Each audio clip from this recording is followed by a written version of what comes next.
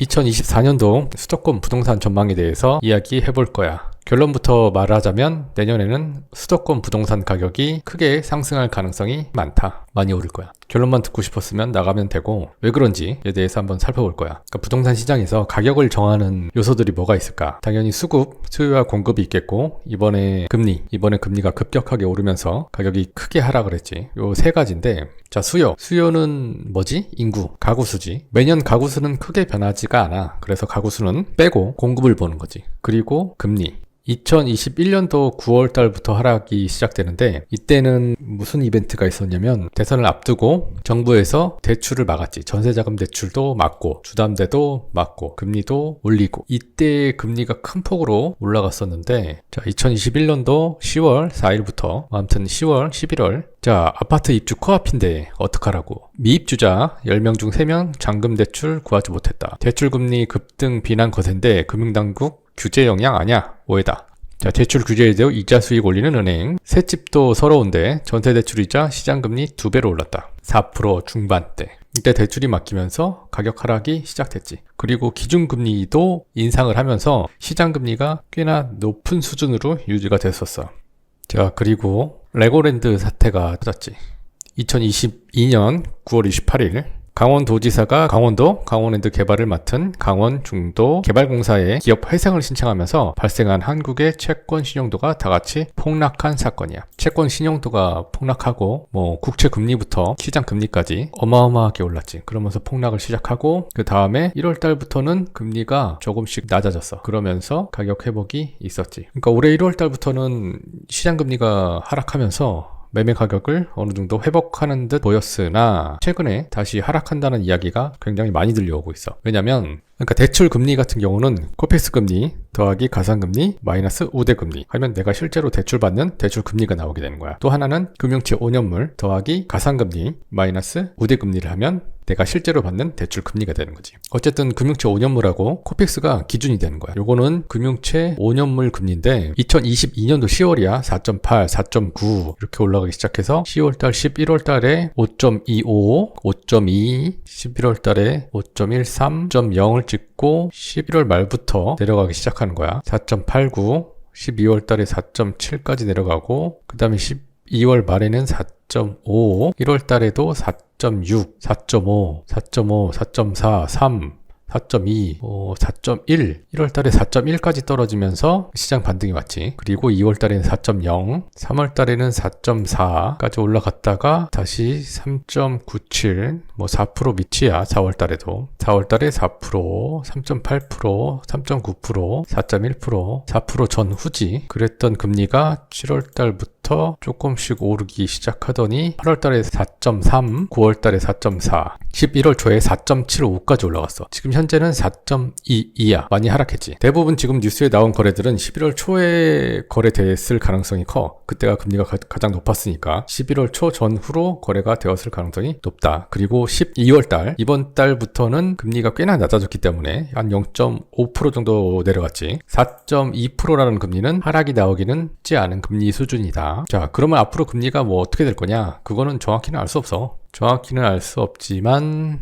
요 금융채 5년물이 미국 장기채 금리의 영향을 받고 그 미국 장기채는 당연히 미국 기준금리의 영향을 받겠지. 자, 보자. 요거는 패드워치라는 사이트고 시장에서 미국의 기준금리가 어떻게 될지 예상을 할 수 있는 그런 사이트야. 자, 23년 12월 13일 날 금리를 동결한다는 시장 예상은 97.5%. 그 다음에 24년도 1월 31일 날 1월 달이지. 동결은 83%, 인상은 2.1%, 인하는 14.1%. 24년도 3월 20일 여기서 금리 인하, 그러니까 1월에 안 내렸다면 3월에 0.25를 내린다가 52.4%, 그 다음에 3월까지 0.5%를 내린다가 7.8%, 그 다음에 계속 동결할 거다가 40%, 그 다음에 2024년 5월 1일 동결, 지금 수준의 동결은 12.3%, 나머지는 인하를 한다고 생각하고 있어. 그러니까 5월이면 시장에서는 늦어도 5월이면 금리 인하가 시작될 것 같다라고 생각을 하는 거지. 그럼 단기적으로는 알 수는 없지만 내년 5월 정도면 금리가 하락할 수 있겠다. 빠르면 1월, 늦어도 5월 그 사이 어딘가에 있겠지. 그리고 금리 같은 경우는 이번에 우리나라도 금리를 미리 올렸지. 그리고 금리를 내릴 때도 먼저 내릴 수도 있어. 그리고 시장 금리 같은 경우는 시장 금리, 실제로 대출받는 금리 같은 경우는 먼저 하락할 가능성이 커. 자, 이렇게 금리에 대해서는 알아봤고, 다음은 공급에 대해서 알아보자. 부동산 지인이라는 사이트에 들어가서 하나는 지역 분석, 하나는 빅데이터 지도. 요건 빅데이터 지도 분석. 그래서 입주를 클릭하고 2018년도부터 분기별로 경기도의 입주량과 가격에 대해서 살펴볼 거야. 자, 18년도 1분기 여기 경기 멀티 차트에서 주요 지표 전세를 빼고 자 보자고. 18년도 1분기에 4만, 입주량은 20평 미만은 뺄 거야. 20평 미만은 전세가에 영향을 주지 않기 때문에 매가를 끄집어 내릴 수가 없어. 그래서 간단하게 보려면 20평에서 40평까지 요 데이터를 더해서 볼 거야. 20평대가 10,000, 30평대가 3만이니까 4만이 공급됐네. 이때 올랐어. 자, 이때도 거의 4만이야. 18년도 2분기 4만, 이때도 올랐어. 18년도 3분기 43,000, 7, 8, 9. 요 다음부터 하락이 나오지. 18년도 4분기에 35,000. 그러니까 43,000 하고 35,000 하니까 시장이 하락을 한 거야. 17년도에도 물량이 많았어. 여기는 지금 나오진 않는데 이렇게 물량이 계속 누적이 돼서 많아지니까 결국에 못 버티고 18년도 4분기부터 하락이 시작되었다. 19년도 1분기 보자고. 이때도 약 4만 1,000 정도 나왔고 언제까지 하락을 하느냐 19년도 4월달까지 하락을 했어. 2분기부터는 상승인 거지. 34,000에 다시 상승을 하더라. 그리고 19년도 3분기 28,000 거의 3만 정도 나오네. 3만의 상승이죠. 14,000 상승. 14,000이면은 크게 상승해야 되겠는데 그치? 19년도 10, 11, 12 이때부터 쭉 급격하게 상승이 시작되는 거지. 26,000, 13,000, 20년도 3분기 33,000, 20년 4분기 23,000, 21년도 1분기 26,000. 가격 하락은 2021년 10월부터 시작됐어. 자, 2분기 18,000, 24,000, 4분기 24,000. 그 얼핏 봐서는 입주량이 하락할 만한 입주량이 아닌데 2021년 10월 달부터 실제로 하락을 하지. 2021년도 10월부터 11월까지 기사를 보면 대출 규제, 금리 인상의 서울 아파트 거래 주춤, 대출 규제의 금리 인상까지, 대출 규제, 금리 인상 변수, 전세대출 5% 불안 상환 의무 안 한다. 이때는 안 했네. 전세대출 추가 규제 예고, 자고 일어나면 뛰는 금리, 가계부채 조이기. 이때는 대선 전이라 아파트 가격이 이렇게 급등하는 걸 막기 위해서 전세자금 대출을 줄이고 이자를 높였지. 그래서 바로 가격이 잡혔고, 그리고 2021년도 8월부터 금리 인상 0.25, 11월 0.25, 1월 달에도 0.25, 쭉 기준금리를 올리던 시기야. 그리고 거기에 가상금리가 엄청 붙어서 말 그대로 금리가 올라갔다는 얘기는 이자 부담이 늘었다는 얘기지. 즉 비용이 증가했다는 얘기야. 그럼 당연히 가격이 하락하겠지. 그리고 22년도 하반기에 부동산 가격이 아주 내리꽂는데 레고랜드 사태가 큰 몫을 했지. 강원도에서 문제가 생기니까 채권금리가 일제히 다 상승하고 대출금리도 어마어마하게 뛰었었지. 1월부터 금리가 안정되면서 가격이 올라갔어. 자, 22년도 1분기 13,000. 이게 금리가 아니면 하락할 만한 상황이 아니었던 거야. 2만, 2분기는 2만, 22년도 3분기 3만 좀 안 되고, 22년도 4분기 3만, 23년도 1분기 24,000, 23년도 2분기 32,000, 23년도 3분기 21,000, 23년도 4분기 지금이지 25,000. 그리고 이제 내년을 보자. 내년 1분기 34,000, 내년 2분기 2만이 좀 안 되네.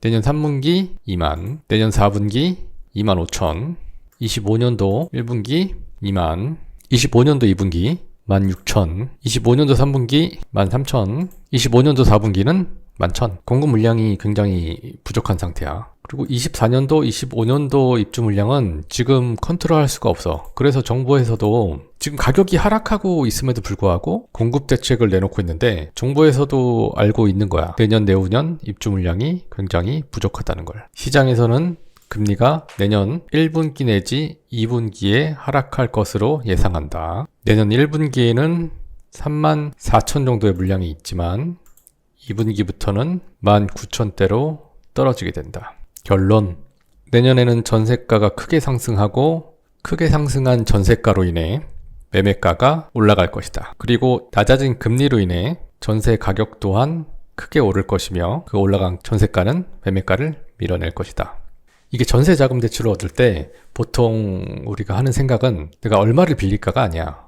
내가 얼마만큼의 이자를 감당할 수 있을까? 자, 봐봐. 내가 한 달에 100만 원씩 이자를 낼 수 있다고 생각을 해보면 금리가 3%였을 때는 4억까지 빌릴 수 있는 거야. 근데 내가 금리가 6%가 되면 4억의 반인 2억 전세를 얻어야 되는 거지. 그러니까 당연히 전세 가격이 하락하고 그에 따라서 매매 가격도 하락한 거야. 그렇다면 내년 집값은 잡을 수 없는 거냐라고 물어본다면 꼭 그렇진 않아. 방법이 있긴 있지. 자, 부동산 가격을 결정하는 요인은 뭐라 그랬지? 수요, 공급, 그 다음에 금리. 수요는 뭐 어떻게 할 수가 없어. 수요를 줄인다고 한다면 우리나라에 있는 사람들을 이민을 보내야 돼. 그거는 뭐 불가능하지. 그리고 공급도 불가능해. 왜냐면 아파트는 짓는데 최소 2년이 걸리기 때문이야. 그리고 금리, 내년에 미국에서 금리를 내린다고 하는데 우리나라에서 금리를 올릴 수 있을까? 그럼 말도 안 되는 얘기지. 그러면 방법이 아예 없냐? 전세가를 억지로 내려주면 되겠지. 전세자금 대출 금리가 낮아지면 이자가 줄어들고 그 줄어든 이자를 다시 늘려주면 돼. 지금 전세자금 대출은 이자만 내지 사람들이. 여기 기사야. 2021년도 11월 달에 하려고 했다가 하지 않았던 것. 전세대출 분할 상환. 자, 전세대출 분할 상환이 적용되면 대출을 받는 입장에서는 부담이 커진다. 대출 이자와 함께 원금 상환 부담이 추가되기 때문이다. 예컨대 2억 전세대출, 금리 연 3.5% 2년간 밀릴 경우 기존에는 원금에 대한 이자만 매월 58만 3천 원씩 갚으면 됐지만 향후에는 원금의 5%에 해당하는 41만 1천 원도 매월 갚아야 하는 상황이 생길 수 있다. 벌이가 한정된 서민들 입장에서는 매달 사용할 수 있는 가처분 소득이 줄어드는 셈이다. 이 방법을 쓰면 되겠지. 원금의 5%가 아니라 원금 뭐 10%, 20%는 분할해라. 2억 네가 빌렸으면 2천만 원은 24개월 동안 분할해서 갚아라 라고 하면 당연히 전세 가격은 하락하겠고 그러면 매매 가격도 하락하겠지. 그런데 이렇게 입주 물량이 없는 상황에서는 월세가 상승하게 돼. 이번에 금리가 올랐을 때 전세 매매는 다 떨어졌어도 월세는 계속 상승했어. 그러면 이걸 계속 지속할 수 있냐? 지속이 불가능하지. 월세가 계속 올라가면 누군가는 월세보다 싼 전세를 선택하게 될 거야. 그럼 다시 전세 가격이 상승하고 그 상승한 전세 가격이 매매 가격을 밀어 올리지. 그 기간을 길게 하기 위해서는 아까 얘기했던 원금의 5%가 아니라 원금의 10%, 20%, 30% 이렇게 늘려야 되는 거야. 그러면 전세를 사는 사람들의 부담은 늘어나겠지만 아파트 가격의 상승은 막을 수 있다. 하지만 월 나가는 비용은 늘어난다. 월세로 살아도 월세가 올라가게 될 거고 전세로 살면 원금까지 갚아야 되니까 주거비로 부담하는 비용이 늘어나게 된다. 방법은 있지만 참 쓰기는 힘들다. 결론. 내년에는 금리도 내릴 가능성이 크다. 그리고 내년에는 입주 물량 또한 부족하다. 그래서 가격이 꽤 크게 상승할 가능성이 아주 높다. 방법이 아예 없는 것은 아니다. 하지만 서민들의 주거비가 굉장히 크게 올라가게 된다. 최근 들어 더 심해진 것 같은데요. 전문가분들의 의견이 많이 나뉘고 있죠. 상승한다는 분도 계시고요. 하락한다는 분도 계시는데 내년에는 상승할 수밖에 없는 상황이 될 것 같아요. 공급을 왕창 부어줄 수도 없고요. 그렇다고 3기 신도시가 지금 빨리 진행되는 것도 아니고 내년에 가격 상승을 막을 방법은 딱히 없어 보이네요. 부동산 시장에서는 금리와 수요, 공급 이 세 가지 요소가 제일 중요합니다. 금리라는 것은 사실 어느 정도만 내려가게 되면 큰 영향은 없기 때문에 그분들이 그렇게 얘기를 하셨던 거고요. 다음에는 좀 더 자세하게 가격을 예측할 수 있는 그런 요소에 대해서 공부를 해보겠습니다. 감사합니다.